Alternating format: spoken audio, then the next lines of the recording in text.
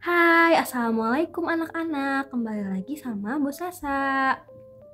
Apa kabar semuanya? Semoga sehat-sehat selalu ya. Kali ini Ibu dikelilingi oleh hewan-hewan nih. Ada yang tahu tidak ya kira-kira kenapa? Ya, karena kali ini kita akan belajar tentang jaring-jaring makanan. Ada yang tahu tidak apa itu jaring-jaring makanan? Jadi, jaring-jaring makanan adalah gabungan rantai makanan yang saling berhubungan dalam suatu ekosistem. Nah, kalau kalian masih ingat tidak apa itu rantai makanan?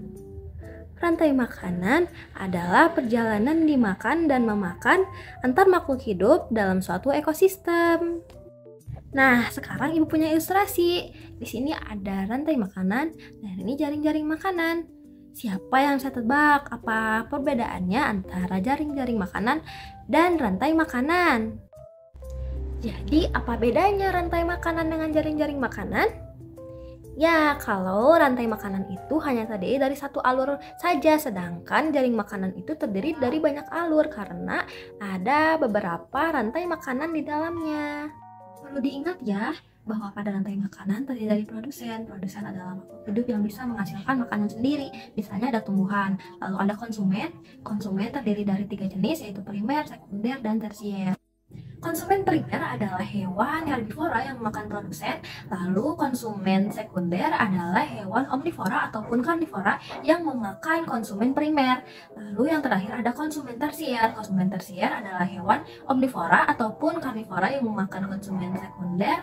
Dia juga bisa berupa karnivora yang menjadi puncak makanan dari rantai makanan itu, atau dia tidak dapat dikonsumsi lagi oleh hewan lain.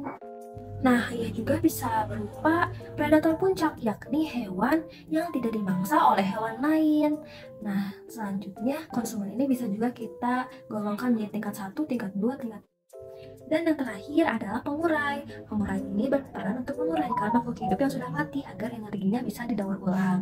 Makhluk hidup yang berhasil dikurai sisa nutrisinya akan digunakan kembali oleh tumbuhan sebagai produsen. Nah, sekarang perhatikan gambar ini ya. Tadi disebutkan bahwa jaring-jaring makanan adalah gabungan dari rantai makanan yang saling berhubungan dalam suatu ekosistem. Nah, sekarang kita sebutkan ada berapa rantai makanan pada jaring-jaring makanan tersebut. Pada rantai makanan pertama, tumbuhan dimakan tikus, tikus dimakan elang, dan elang mati dimakan jamur. Nah, bisa kita sebutkan bentuk interaksinya bahwa tumbuhan berlaku sebagai produsen, tikus berlaku sebagai konsumen tingkat 1, elang berlaku sebagai konsumen tingkat 2, dan jamur sebagai pengurai.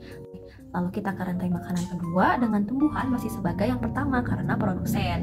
Tumbuhan dimakan tikus, tikus dimakan ular, ular dimakan oleh elang, dan elang mati dimakan jamur. Bentuk interaksinya bisa kita sebutkan bahwa tumbuhan masih sebagai produsen, tumbuhan dimakan tikus, tikus menjadi konsumen 1, ular menjadi konsumen tingkat 2, dan elang konsumen tingkat 3, lalu jamur sebagai pengurai.